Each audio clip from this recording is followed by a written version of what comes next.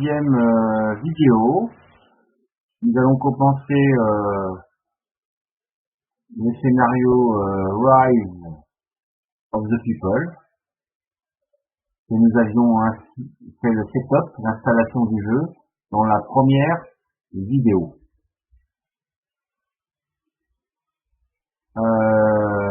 Première chose que nous avons à faire, c'est de tirer une carte du deck.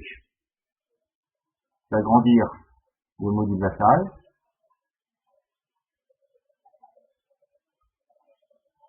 Voilà, première carte que j'ai tirée.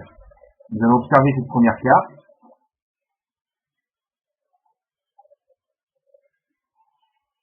Vous avez le déroulement de la séquence du jeu à la fin de la règle du jeu. Si vous allez à la fin de la règle du jeu, page 20, vous avez la séquence de jeu. D'abord, vous tirez une carte et la carte doit être résolue du haut vers le bas.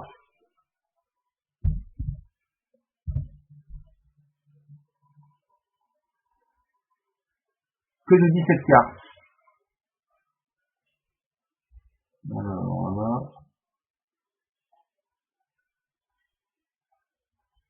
Est-ce que je vais arriver à la prendre correctement? D'agrandir le module vassal. Voilà, que nous dit cette carte? Donc vous résolvez les opérations du haut vers le bas. D'abord, le segment des opérations. D'accord. Ce segment-là concerne le segment que vous allez vous jouer ainsi que le segment pour l'ennemi. Ensuite, nous avons le segment des événements majeurs et le segment des événements de l'événement mineur. Et après, vous défaussez la carte et on retire une nouvelle carte.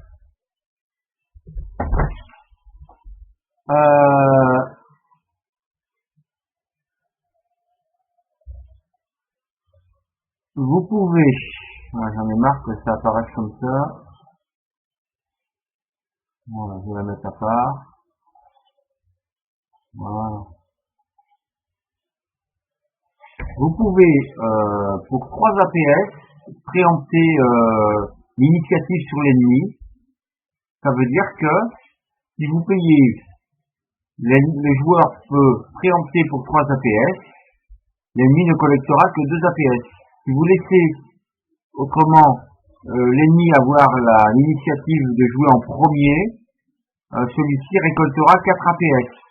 On verra en détail ce que ça veut dire. Pour l'instant, je ne vais pas aller tout dans le détail de l'opération. Suivez le flux et puis vous comprendrez au fur et à mesure. Je vais préempter. C'est-à-dire que je vais payer 3 APS pour jouer en premier. Très simple. Je vais diminuer mon module vassal. Je décide de jouer en premier. Donc, je paye 3 APS. Donc, pour l'instant, sur ma piste de suivi générale des opérations, j'en ai 3. Donc, je paye 3. 1, 2, 1, 0. Il me reste plus d'APS et c'est à moi de jouer en premier. D'accord? Que puis-je faire? Page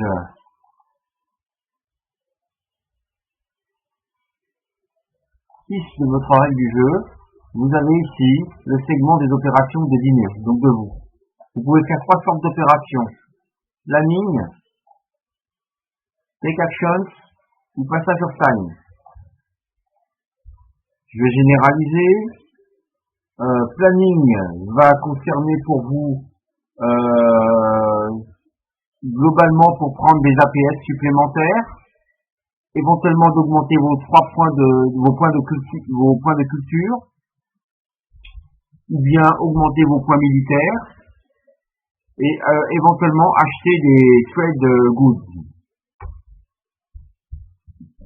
Take actions concerne le déplacement de vos familles sur la carte, et ainsi que des raids sur l'ennemi, ou bien pour détruire des missions. Et passage of time vous permettra de créer de nouveaux anciens, de nouvelles familles, et d'acheter des cartes de culture. Alors, allons pas trop dans le détail. Je vais décider, vous comprendrez après, de faire une opération planning. Alors, l'opération planning, c'est le 3-1. Elle est ici. Et vous suivez simplement l'opération planning. Étape 1. Vous placez un pion population correspondant au symbole qu'il y a sur la carte.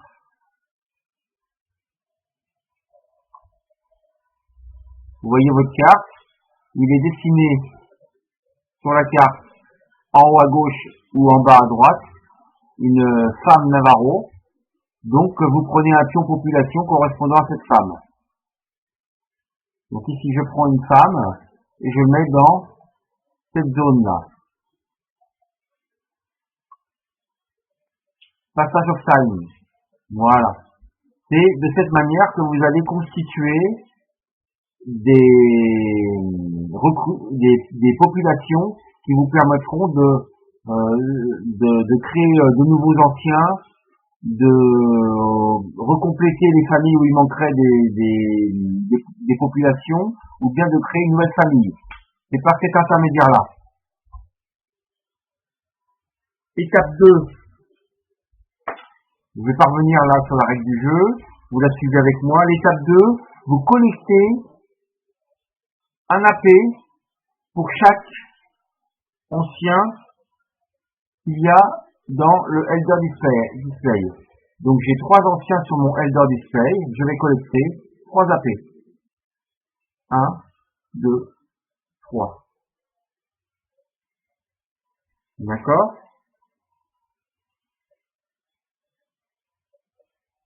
Ensuite, une fois que vous avez collecté vos 3 AP, chaque ancien sur le Elder Display avance une case vers la droite. Vous voyez, là, il y a une petite flèche. Cet ancien se déplace d'une case vers la droite. Celui-ci ici, celui-ci ici. Ensuite, chaque ancien peut faire une action spéciale.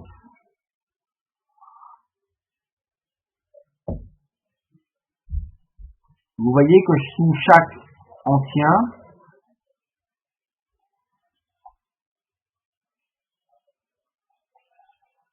j'en ai pris un de trop. Voilà. Sous chaque ancien, il y a un numéro qui correspond à un des 6. Donc chaque ancien peut faire une action spéciale. Donc vous avez 3 anciens. Je vais tenter de faire une action pour chaque ancien. Donc si mon lancer de dés pour cet ancien-là est inférieur ou égal à 2, donc ça je fais un 2, cet ancien pourra prendre une action. Réussira son action. Identique pour celui-ci, et celui-ci, ce sera plus difficile, ce sera un 1.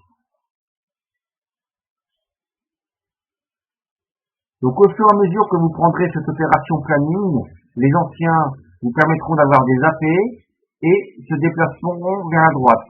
Avec le risque, donc plus ils iront vers la droite, plus vous aurez des chances de réussir vos actions, mais lors d'une opération passage of time, ils seront susceptibles de mourir. Nous verrons tout à l'heure. Donc, je vais tenter de lancer un des 6 avec celui-ci pour faire quoi?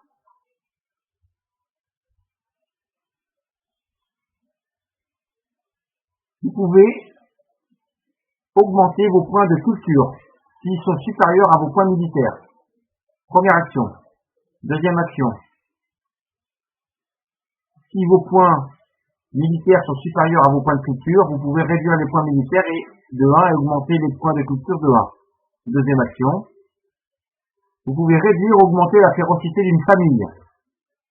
Nous avons vu tout à l'heure que la férocité d'une famille pouvait augmenter ou diminuer selon les combats. Il peut être intéressant, on verra tout à l'heure pourquoi, que la férocité d'une famille soit importante, notamment lors d'une bataille. Et vous pouvez ajouter encore un point d'action, un AP à la piste des AP. Donc voilà comment je vais, en fait j'ai 1, 2, 3, 4 possibilités si mon résultat du dé est inférieur ou égal à mon taux de mon ancien. Donc pour lui je vais lancer un dé, je vais essayer avec lui d'augmenter mes points militaires en diminuant mes points de culture.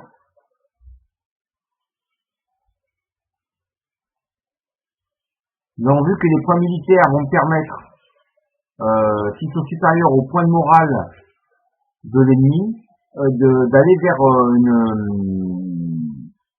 de réussir, de gagner le jeu. Donc c'est ce que je vais essayer de faire avec celui-là. Je vais augmenter. Je vais lancer un D6. Allons-y, mon symbole de dé il est ici, là, je lance un D6. J'ai fait un 3.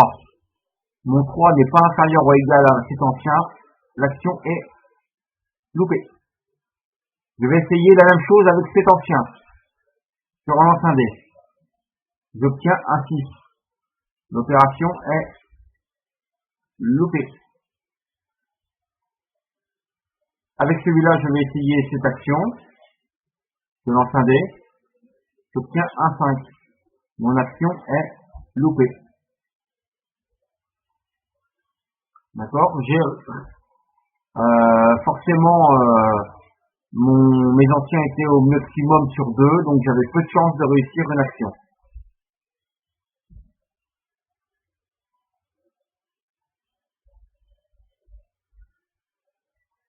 Étape 4. Si les points de culture sont supérieurs à 0, c'était le cas, on est à 9, chaque famille en jeu qui contient une femme peut dépenser un point d'action pour acheter des trade goods. Qu'est-ce que je vais faire? Je vais les 3 APS que j'ai gagnés tout à l'heure grâce à mes 3 anciens, je vais dépenser 3 APS. J'ai 3 femmes. Chacune peut gagner un trade good en dépensant un AP. Les pions trade good sont là. 1, 2, 3. Je vais mettre ça dans ma zone de ressources. Ici. D'accord? Donc j'ai réussi à avoir 3 trade goods. Les trade goods sont importants, ils permettent de relancer un dé lorsqu'il y a un mauvais lancer de dé, un lancer de dé qui vous convient pas, et ils vous permettent d'échanger 3 trade goods contre un mouton ou un cheval.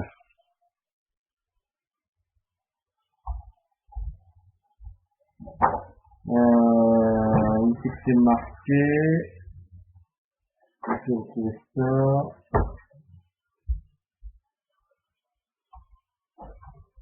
Du coup, j'ai marqué mes trade goods.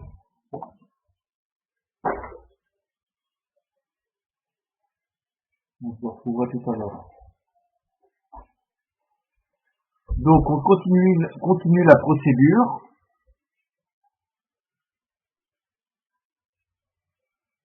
Chaque famille qui contient un point d'action, un homme peut dépenser un point d'action pour conduire un tribal warfare ou un tribal diplomatie.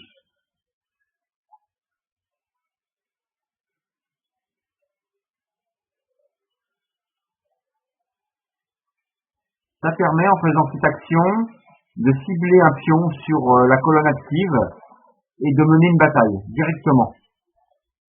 Donc on anticipe l'arrivée d'une bataille, soit avec les Comanches ou avec les Hutus.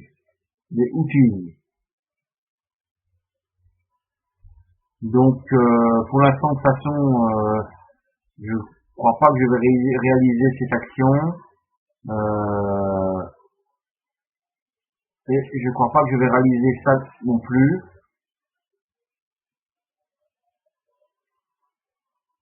J'ai pas envie de dépenser des trade goods, je vais les garder. Celle-là, elle aurait été intéressante si j'avais une carte cérémonie de 6, par exemple. On verra plus tard pourquoi. Bon. Je fais pas Tribal Warfare et Tribal Diplomatie. Ça m'intéresse pas pour l'instant, on verra plus tard pourquoi. Étape 6. Je vais reset les cubes. Qu'est-ce que ça veut dire reset cubes?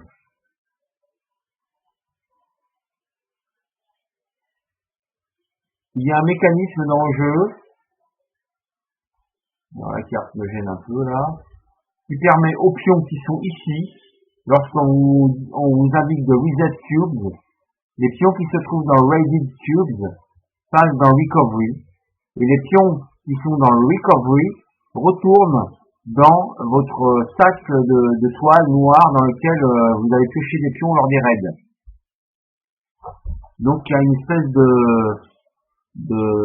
de balance comme ça. Les pions qui sont ici vont ici et ceux qui sont ici retournent dans le sac noir. Ok, donc nous avons terminé notre opération planning.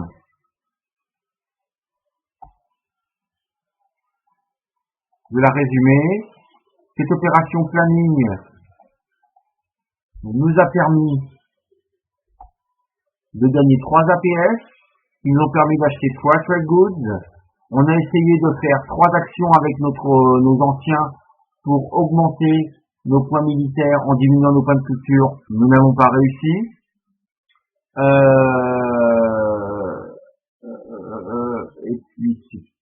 Et il y a eu reset cubes, mais comme il n'y avait pas de cube dans le ready cube ni dans recovery, cette phase n'était pas utile pour l'instant. Maintenant, nous allons faire l'opération de l'ennemi. Alors, je vais revenir sur la règle du jeu. L'opération de l'ennemi, elle est page juste après, page 8. Les opérations de l'ennemi, page 8 de votre règle du jeu. Donc je vais aller très vite, on verra plus tard, c'est pas la peine d'aller tout en détail. Ça, il n'y a pas de pion peace ou de pion defend ou peace dans l'espace Ready Cube, on n'est pas concerné, on va directement là. Vous allez collecter des AP pour l'ennemi. D'accord? Avec un minimum de 1. Ajouter des AP comme stipulé par chaque carte. Ajouter des AP égal au nombre de cubes, alors ça on verra après.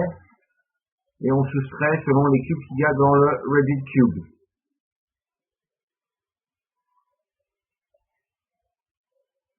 Donc voilà ce que nous allons faire. La carte historique, la carte d'opération plutôt, nous avons préempté pour 3, donc l'ennemi ne collecte que 2 AP. Nous allons collecter 2 AP pour l'ennemi. Donc vous, au niveau de votre plateau de jeu, vous allez prendre 2 AP, c'est-à-dire les pions qui sont là.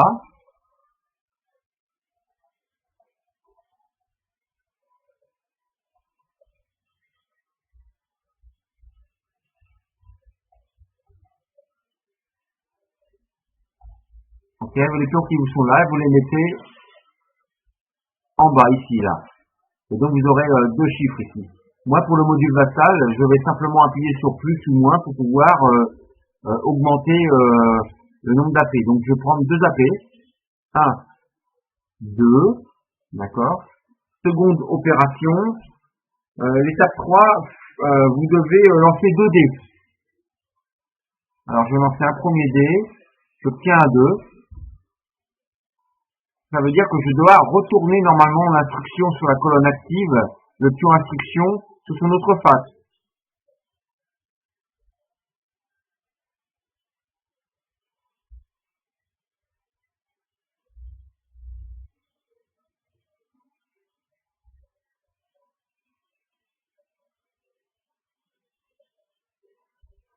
Bien sûr, sauf si le pion est barré comme ça d'une barre, d'une strip, d'une rouge. Donc là j'ai fait un 2, je devrais retourner sur son autre face sur ce pion, mais comme il est super rouge, là, il y a une barre rouge, je ne peux pas le faire. Je lance un deuxième dé, je tiens un 6. Pareil, ce pion-là, je peux pas le mettre sur son autre face, il est avec une barre rouge. Vous voyez? Il y a un 11 de l'autre côté.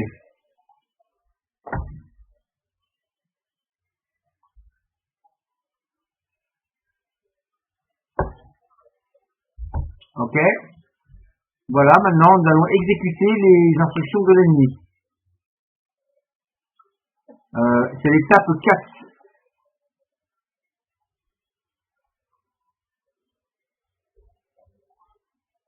Étape 4. Exécuter les instructions de l'ennemi. Vous faites le 4-1 et le 4-2. C'est très simple. J'ai deux AP à dépenser. Je commence par la colonne active et du haut vers le bas. Là, j'ai deux AP à dépenser. Je dois faire un subjugate. Cette action subjugate me coûte 1. D'accord? Donc, j'enlève 1 ici. Que me dit l'action subjugate?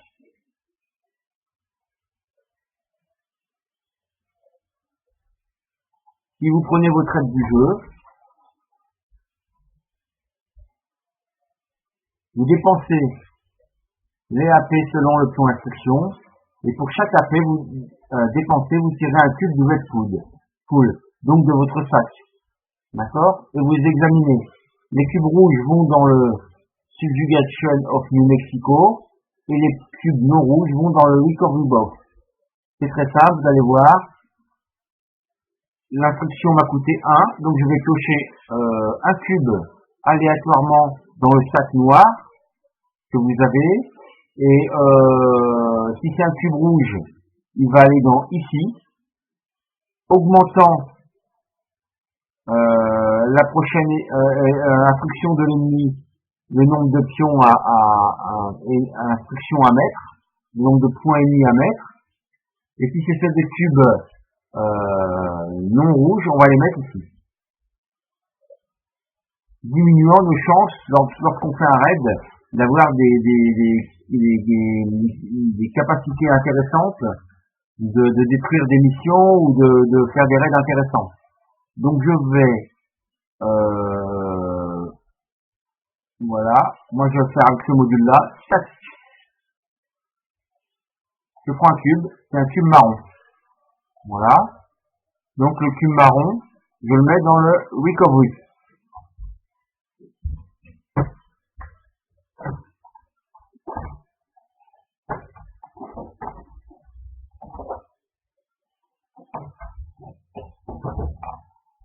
Alors, il me manque une règle du jeu.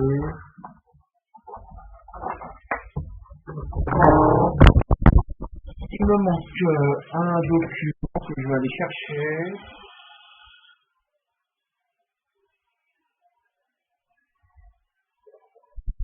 Oui, alors pour l'instant, quand vous avez fait cette opération subjugate, n'utilisez pas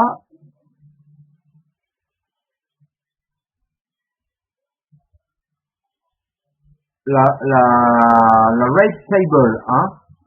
C'est un pion marron, mais normalement, si vous aviez fait un raid, ça aurait correspondu à des chevaux volés, d'accord, mais pour l'instant, vous n'avez pas fait de raid sur Nouveau-Mexique, ou de raid sur un fortin ou une mission, hein. Donc ça ne correspond pas à cette opération-là, d'accord? Il s'agit d'une opération de subjugation de l'ennemi qui vous empêche de faire des raids intéressants.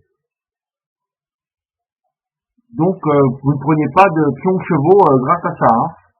D'accord? Vous le mettez simplement dans le recovery box.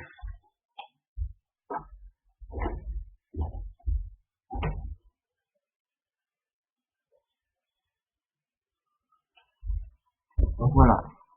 Donc, deuxième opération, subjugate. Encore un subjugate, mais celui-ci va nous coûter 2. Est-ce que nous avons 2? Non. Il ne nous en reste que 1. Comme nous ne pouvons pas dépenser des pions, celui-ci nous coûte 2, et ben l'opération de l'ennemi est terminée. Ensuite, vous restaurez l'ennemi, le ennemi instruction display. Ça consiste à remonter les pions ici.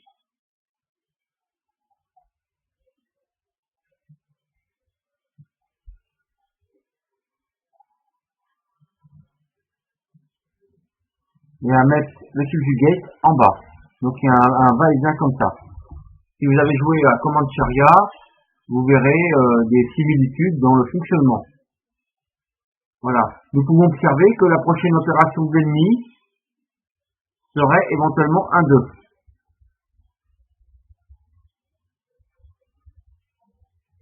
Un 2 subjugate. Ok.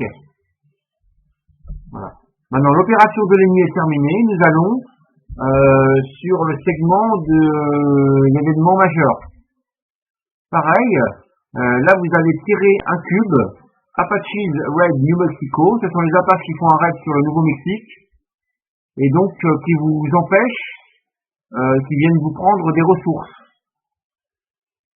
Donc on va tirer un cube aléatoirement et on va suivre ce qu'il y a marqué sur la carte. Donc je prends un cube aléatoirement. Il s'agit d'un cube rouge. Wow, pas bon, hein. Si c'est un cube rouge, vous le placez dans le Subjugation of New Mexico, ici. Voilà, vous suivez la règle et vous verrez pourquoi ce cube rouge n'est pas très bon pour nous. Donc voilà. Place, vous voyez, ligne du milieu là. Ici, là, le rouge. Place into the Subjugation of New Mexico box. Vous placez ici. L'événement majeur est terminé. Maintenant, vous avez fait l'événement mineur. Roll to see which territory suffers drought. Vous avez lancé un dé pour voir quel territoire souffre de la sécheresse.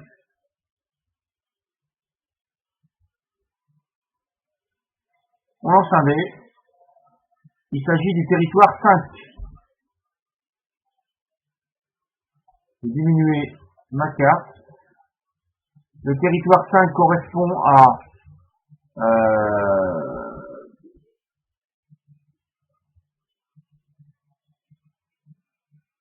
alors les symboles de dés sont où? Je vous en ai pas parlé la dernière fois du symbole de dés. Mais chaque territoire a un symbole de dés. Hein. Monument de Vallée a un symbole de D4. Black Mesa a un symbole de D6. Et Opulence a un symbole de D avec un numéro 5 ici. Vous voyez? Donc ce territoire souffre de la sécheresse. Je vais mettre un pion sécheresse. Vous prenez un pion de votre boîte de jeu ou que vous avez mis ici ou ailleurs, à côté de votre plateau de jeu, et vous mettez un pion sécheresse. Ici. Revenons à la carte. Ça va très vite. Maintenant, la carte est terminée. Vous pouvez défausser la carte.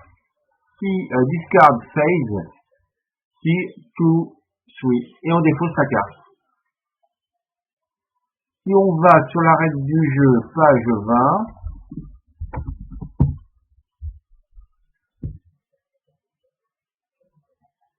là, on a fait la phase de défausse.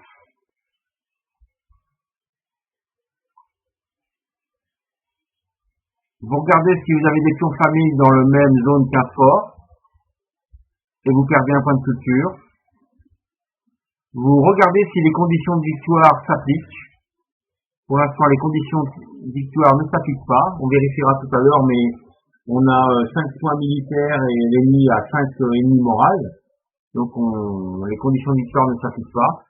Notamment l'ennemi moral n'est pas à 0. On défausse la carte courante.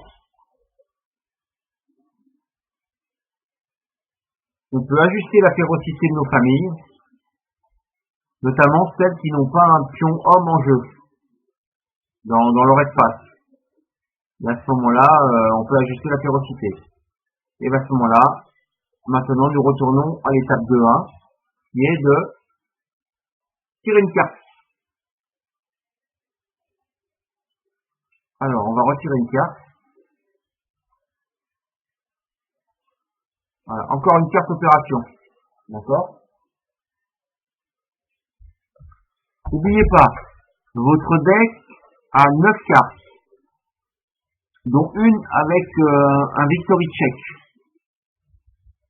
La carte Pueblo Revolt. La carte Pueblo Revolt. Alors.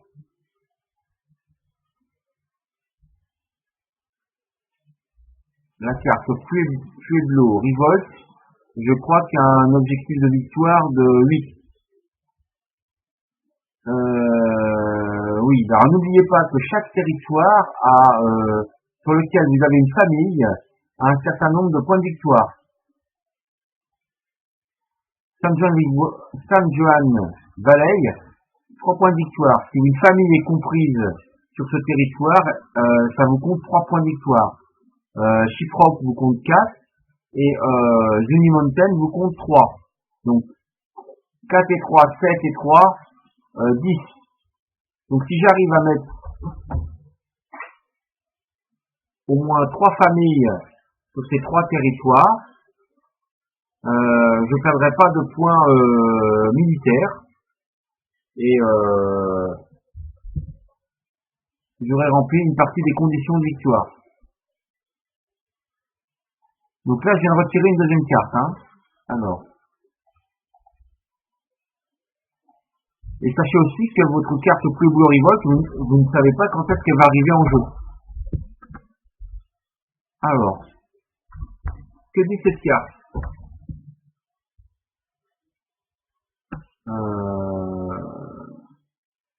C'est la même que tout à l'heure. Alors, il y a des cartes qui reviennent régulièrement, qui sont à peu près identiques. L'ennemi peut préempter pour 3 APS.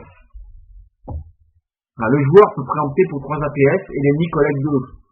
Et si le joueur préempte, autrement l'ennemi a 4 APS. Donc je vais m'y retrouver. Donc ça veut dire que pour l'instant moi je n'ai plus de APS. Mes AP sont à 0. Je m'en étais servi pour acheter des trade goods. Donc c'est l'ennemi qui a l'initiative dans le jeu là. Donc l'ennemi va collecter 4 APS. D'accord, vous voyez là, 4 APS.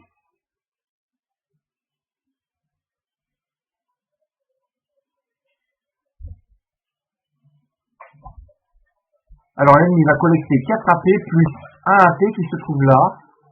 Grâce à ce pion Subjugation, le pion rouge, l'ennemi va collecter 1 AP de supplémentaire.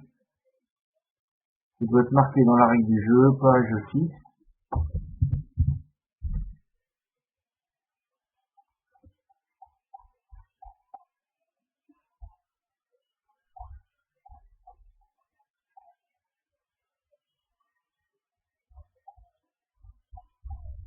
Non, il se trouve une opération, c'est pas juste. C'est ici, pas juste. Voilà. Voilà. Ajouter un nombre de ennemis APS égal au nombre de cubes rouges. Donc voilà, nous allons collecter 4 plus 1, ça fait 5. Il n'y a pas d'option ici qui vient diminuer le nombre que va récolter l'ennemi. Donc l'ennemi récolte 5. Donc je vais en mettre 5 de plus. 5 et 1, 6. L'ennemi a 6 AP à dépenser. Je vais lancer 2 dés. Tout pareil, vous lancez 2 dés. Premier dé, j'obtiens un 1. Deuxième dé, j'obtiens un 5. Le 1 est ici. Je devrais retourner ce pion, c'est pas possible. Le deuxième pion est ici. Le 5, 1, 2, 3, 4, 5. Je devrais retourner ce là, c'est pas possible. Il y a une barre rouge. Maintenant, on va faire un subjugate. Le subjugate coûte 2. Je vais agrandir le mot du vassal. Le subjugate coûte 2, donc je diminue là de 2. Et je vais tirer 2 pions. 1, 2, et je le mets dans le recovery box. Subjugate, voilà. Voilà. Ensuite,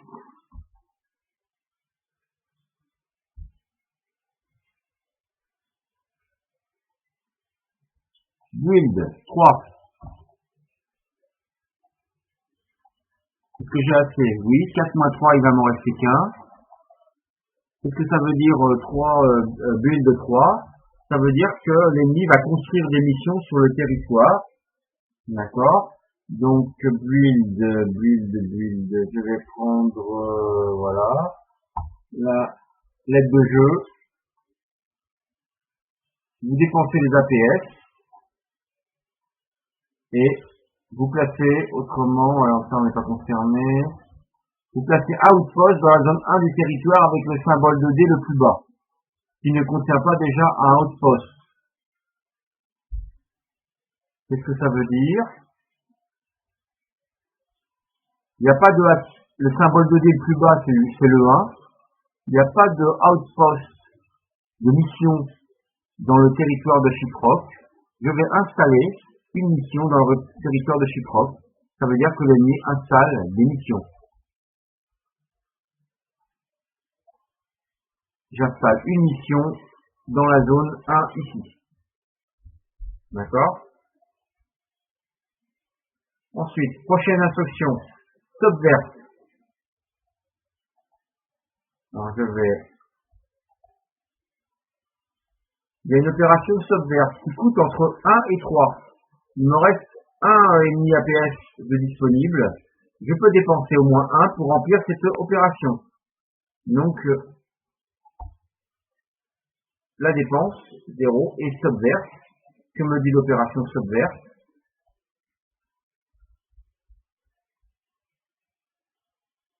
Je dépense les AP. Il y a moins de 3 cubes rouges en subjugation. Donc, je dois mener un subjugate. Voilà, donc il y a moins de 3 cubes rouges en subjugation. Et je dois mener un subjugate. Qu'est-ce que je vais faire?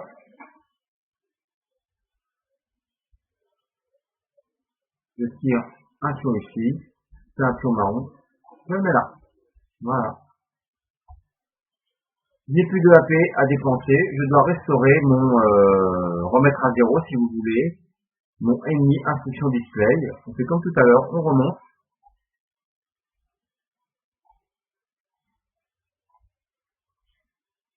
Ce qui est en bas remonte en haut. Voilà. Voilà pour les instructions de l'ennemi. Donc là, l'ennemi avait l'initiative. C'est à moi maintenant de jouer. Que vais-je faire? Il y a une mission qui est en jeu. Je pourrais essayer de la détruire. Je vais prendre un risque.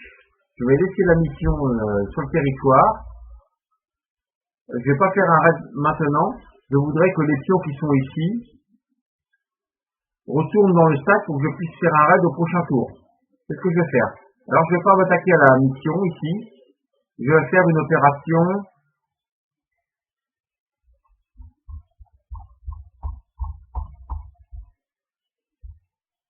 planning. D'accord? Donc je vais vous la brosser rapidement. Je vais diminuer. Cette carte a une femme de dessinée. Donc je prends un pion femme, je le mets là. J'ai 3 elders, 3 anciens sur mon elder display, je prends 3 APS. 1, 2, 3. Mes anciens glissent vers la droite. Voilà. Et pour chaque ancien, je vais chercher à faire réaliser une action. Celui-ci, il est sur le chiffre entre 1 et 3. Si je lance un dé inférieur ou égal à 3, je peux augmenter mes points militaires en diminuant le point de couture. C'est ce que je vais faire. Je lance un dé.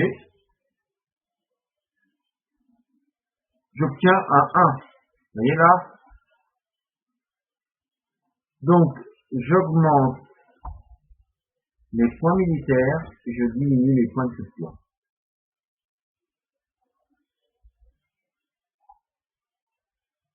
Je vais essayer de recommencer la même opération avec celui-là, mais avec un peu moins de chance, entre 1 et 2.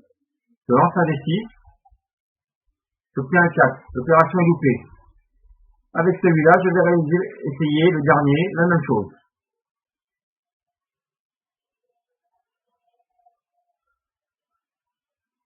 J'obtiens encore un 4. Voilà, j'obtiens encore un 4. Sur point, tac, tac. Donc l'opération est loupée. D'accord?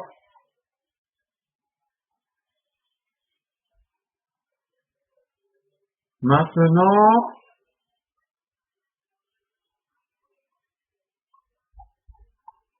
je peux acheter des trade goods. C'est ce que je vais faire. Alors j'ai un nombre de trade goods limité, mais je peux échanger ces 3 trade goods contre par exemple un cheval. Alors ce que je vais faire, j'échange ces 3 trade goods. Je peux le faire à n'importe quel moment du jeu, ça, ce que je suis en train de faire là, contre un cheval, et je rachète 3 trade goods en payant 3 AP. 1, 2, 3. D'accord? Donc à n'importe quel moment du jeu, je peux dépenser mes AP, mes trade goods, pour acheter des chevaux ou des moutons, et pour pouvoir avoir de disponibles, pour avoir de nouveaux trade goods, hein, parce que j'en ai que 3 en jeu.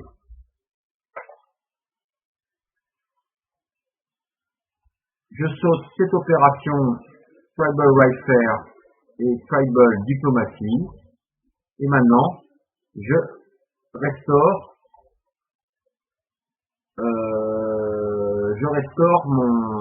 mes cubes. Alors,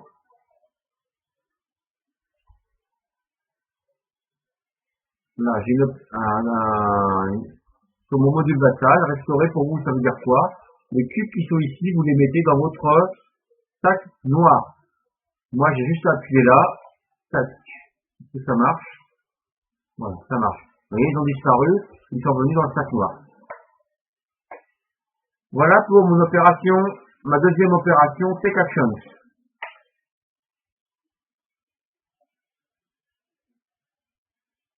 Ensuite, j'ai encore un Apache Raid. Donc je vais tirer un pion ici. Et je le mets là. Et ensuite, j'ai encore au niveau d'événements mineurs, Minor Event Segment. Je dois lancer un dé pour savoir quel territoire souffre de la sécheresse. Je lance un dé. Et c'est un 2. Le territoire 2 correspond à, là le symbole de dé ici, à Sunland. Et voilà, je mets un pion sécheresse. Et cette carte, je la défausse. D'accord? Je vais faire une petite pause et puis on va revenir pour la troisième vidéo.